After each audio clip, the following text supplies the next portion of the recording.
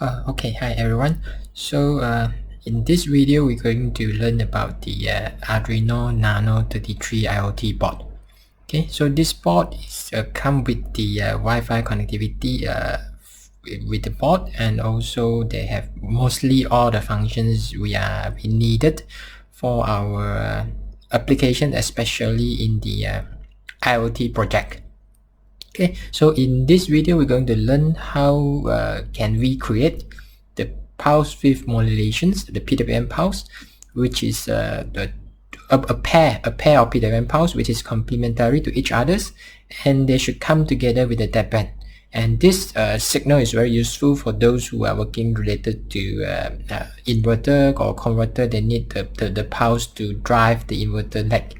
So with the deadband, it's very important to avoid the short circuit between the transitions of the pulse.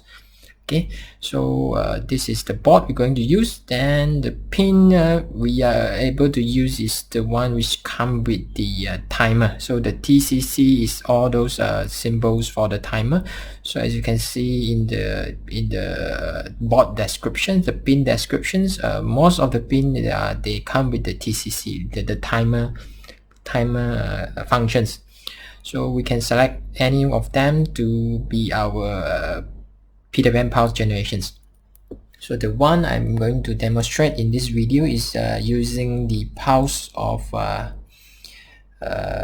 pins D6 and also D2, which is I'm going to use the TCC 0, right? Maybe I zoom in. I'm going to use this TCC 0, okay, and also the TCC 0, the first output is 0, waveform output 0, and also that it is paired together with a waveform output 4. So this is the two pin I'm going to use, which is a D6 and a D2 in the board of this Arduino IoT. Okay, so maybe I need to explain a bit why I'm using these two pin, because they totally have a 7 output. Waveform output WO, waveform output WO stand for waveform output 0 up to 7. So what they make them to be a pair is a 0, 1, 2, 3, while pair with a 4, 5, 6, 7. 0, 1, 2, 3 is pair with a 4, 5, 6, 7. So now I'm going to using WO 0, so I should use WO 4 also. So that's why it's this WO0 and WO4. And the clock generator I'm going to use the TCC 0. So that's why I'm using D6 and D2 to get the complementary PWM pulse with the deadband. So let's look into the coding we're going to use. So this is the coding we're going to use. The code I will give in the link in the below of these videos. In the description part, I will give the link to get this coding to generate the PWM pulse.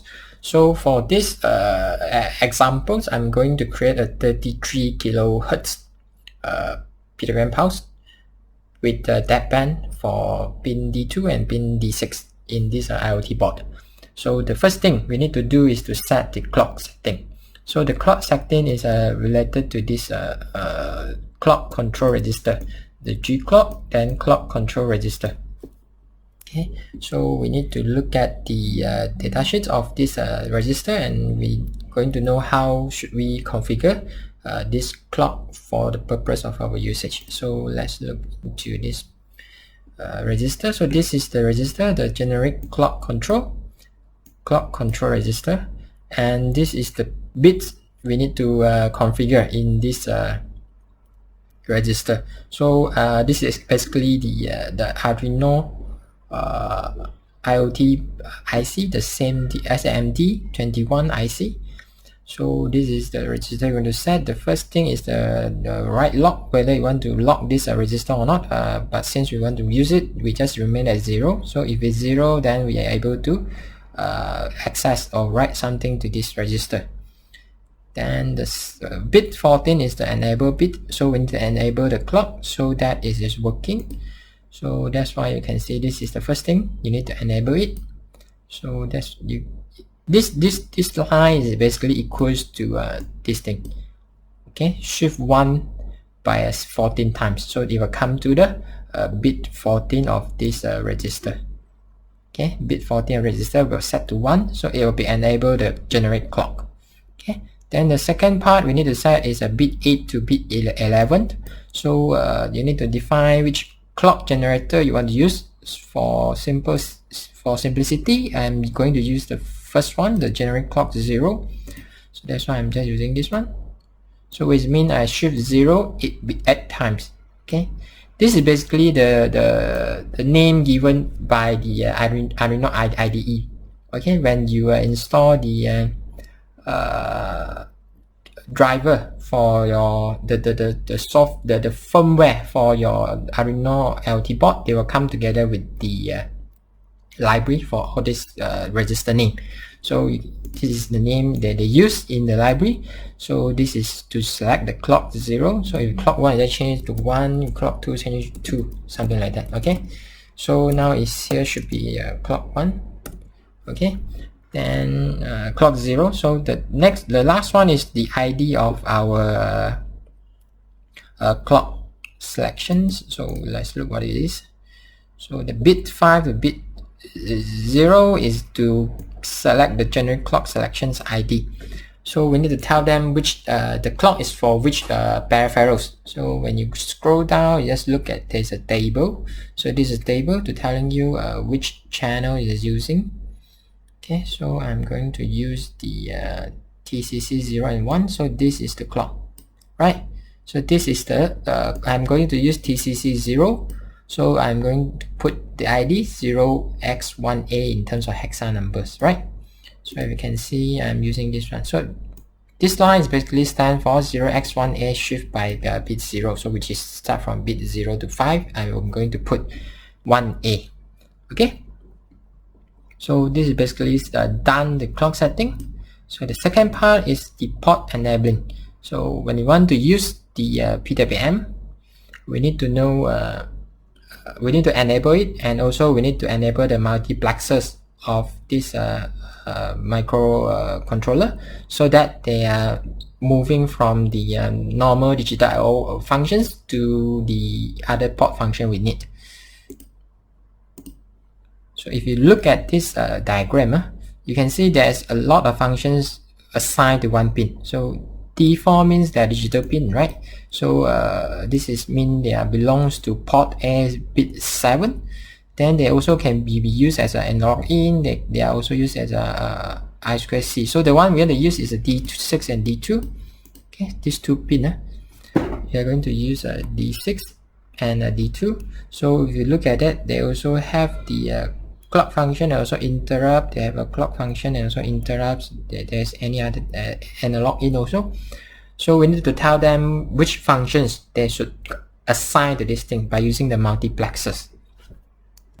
So in order for you to use the timer or to generate the PWM pulse, the first thing you need to enable the multiplexers. So this line is basically enabling the multiplexers. So you can just copy this line. Then the thing you need to change is this one. So I'm going to use a D6. So I just change to 6. Same go to this one. So this two number I have to change it to the pin number I want. So if I'm using the D5, I change to 5. If D4, I change to 4. So this is just changing this thing. Then we set it as a 1. So means enable the multiplexer. So this is accessing the register with this bit. Okay, the port register with this bit. The multiplexer enable. I'm enabling the multiplexers both for the D6 and also the D2. Right. So after I enable it, I need to tell them which the peripherals I want to use at that port, at that pin. So same thing, I need to put 6 here, 6 here. Then dot register, I need to all with this line, which is stand for multiplexer.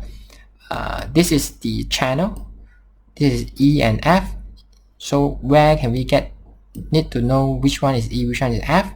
We refer to this thing. So if you are looking back to your TCC part, if you scroll down to this one, I/O multiplexing and considerations, they will jump to this page, which is page 28. Then we need to find the pin we're going to use. So we refer back to this one. The pin we're going to use is a D6 and a D2, which is belong to port A04 and port B10. Port A04, port B10. So this is the two things we need to refer. Port A04. So first we look at the port A04. So where is the port A04? Port A04. Yeah, this is the IO pin. Port A04. Yeah, it's here, right?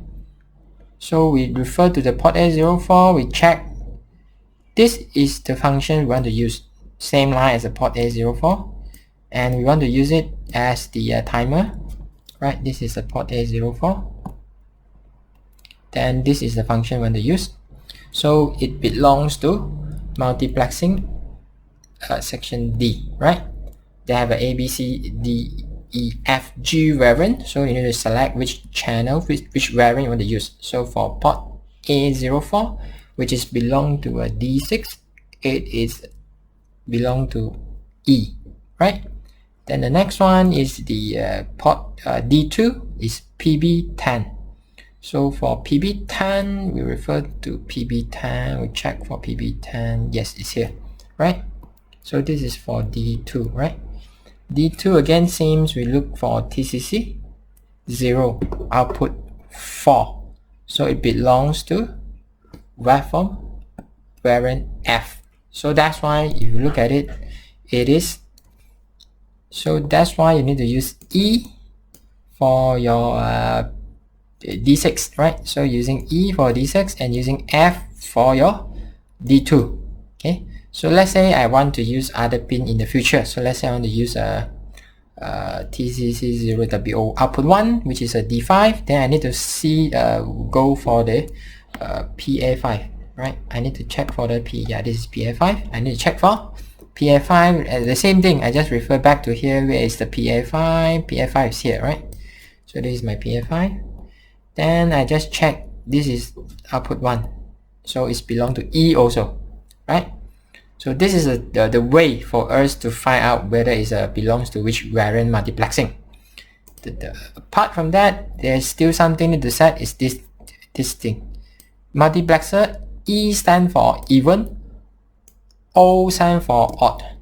But these both are also even. Why they consider as even, why they consider odd is referring to the port number. So this is a PA04, which is an even number. So they're using E, even.